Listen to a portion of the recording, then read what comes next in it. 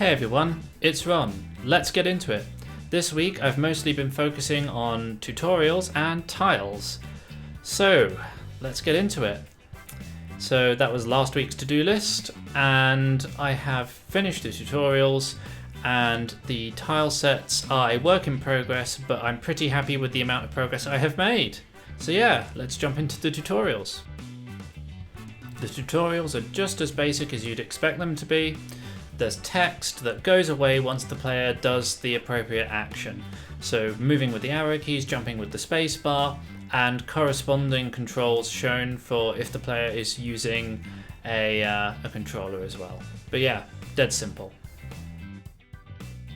The following tile set video stuff is very stream of consciousness. It was me going over my workflow and how I make tile sets. I hope you guys like it. It's very different from normal. Please enjoy. Hey everyone, I thought I'd take you through my workflow on how I make tile sets. So here I have the original tile set I was working with. So first thing to point out is that this pixel size over here is half the size of this pixel size over here. So you can see I've got 1, 2 pixel, 1, 2 pixel, so it's twice as wide and twice as tall as, say, one of these pixels over here.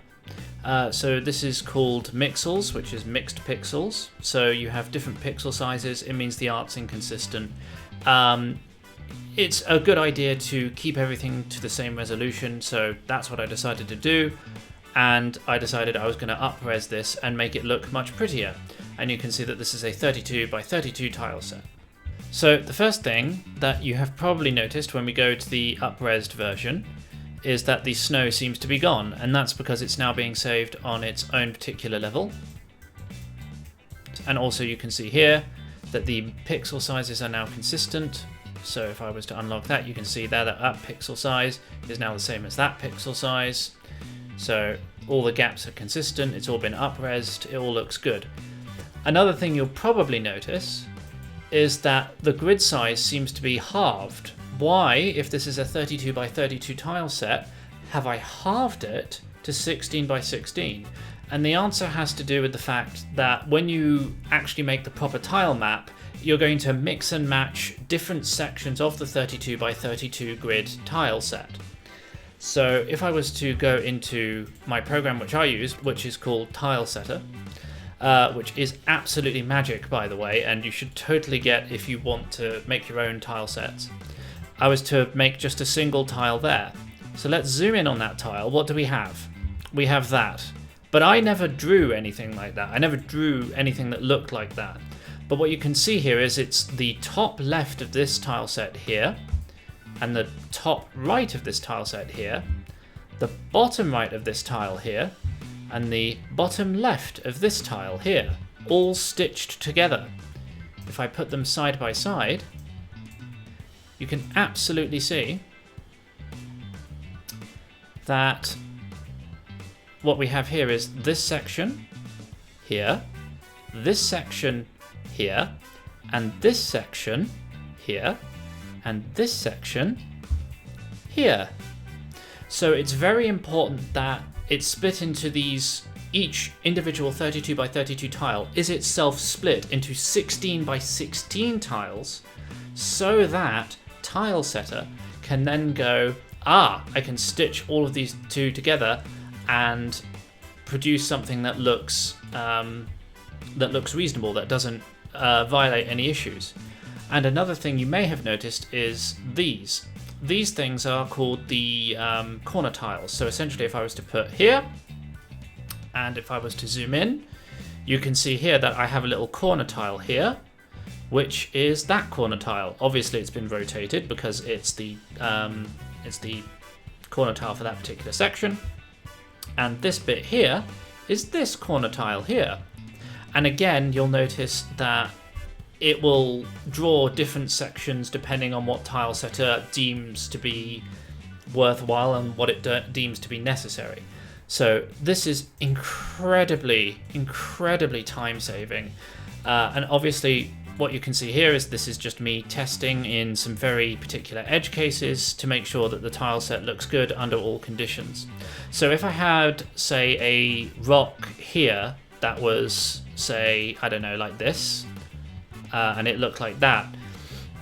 What would happen then is tilesetter would draw half a rock, and it would be extremely obvious that something looked off, because when you have the tileset repeating, say if you have like a really long path, let's zoom in, say I have a really long path like this, you need to make sure that the repetition doesn't have a clear and obvious line going through it, otherwise the illusion of a tile set is broken.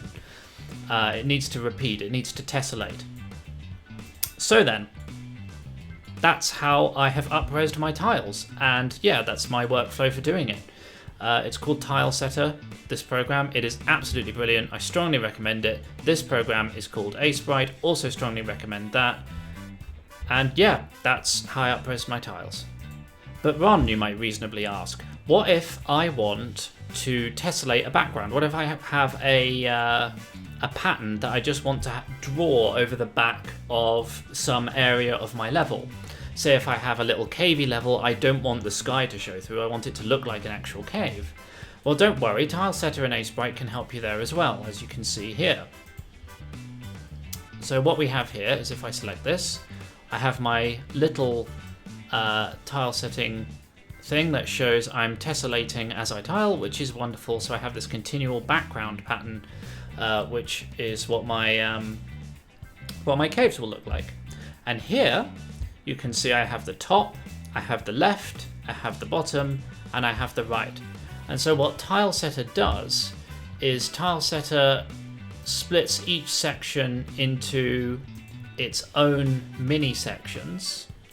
So here I have the center tablet, the center tile, which has the central one, which has this.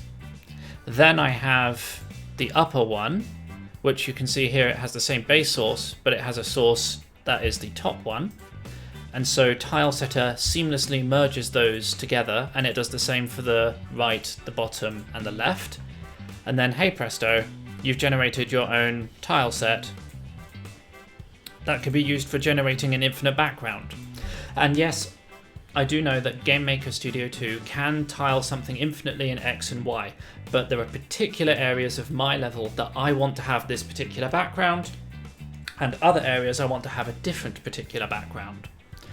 And ultimately, I think that this is the easiest way to do it, because this kind of tile set requires a staggering 47 different tiles to actually work, which sounds like overkill, but it's all the particular edge cases of storing together different particular combinations. And this just saves an enormous amount of time and effort. I strongly recommend this program. It's a bit difficult to use. Below in the description you will see a review by Sean Spalding on Tilesetter and a tutorial by Heartbeast. Both of those are very good. The tutorial by Heartbeast goes over a very basic tile set, and it looks surprisingly good despite how basic it is. For more advanced tiles, you'll need to turn off the composite in Tilesetter, and you'll also need to make sure they're rotated correctly. So I hope you all enjoyed that. Yeah, I'm going to be working on improving my tile sets. I'd like a full snowy one, and I also want to up-res the player, because I think the player needs to be up-resed because he's a different resolution from everything else. And yeah, thanks for watching.